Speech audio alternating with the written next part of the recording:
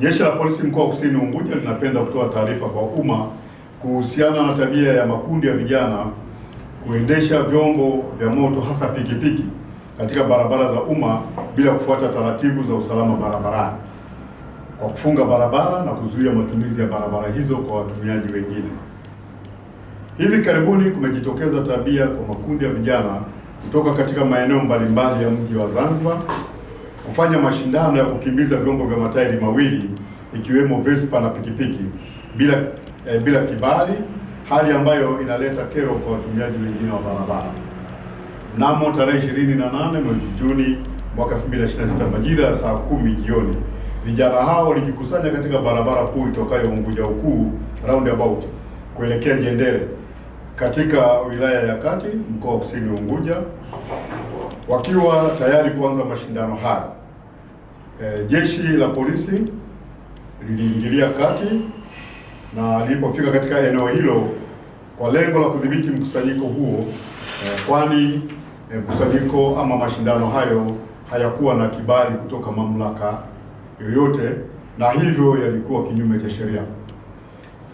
Katika operesheni hiyo, jeshi la polisi mkoa wa Kusini Unguja limefanikiwa kuwakamata watu 17, kati yao wakiwemo wapanda pikipiki 15 na madereva wa gari wawili.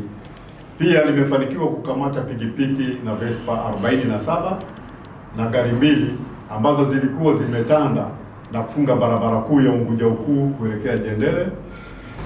Wito wangu ni kwamba jeshi la polisi mkoa wa Kusini Unguja linatoa wito kwa wananchi wote kuacha mara moja kufanya na kushabikia vitendo vya uvunjifu wa sheria, ikiwepo sheria za usalama barabarani ambavyo vinaweza kuleta madhara kwa jamii.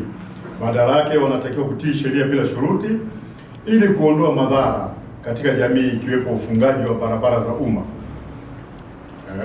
ajali ambazo kwa kweli ajali zimekuwa zikisababisha madhara makubwa, ikiwepo majeruhi na vifo, na zinaathiri utendaji wa shughuli zingine zikiwepo shughuli za usafirishaji katika barabara za umma.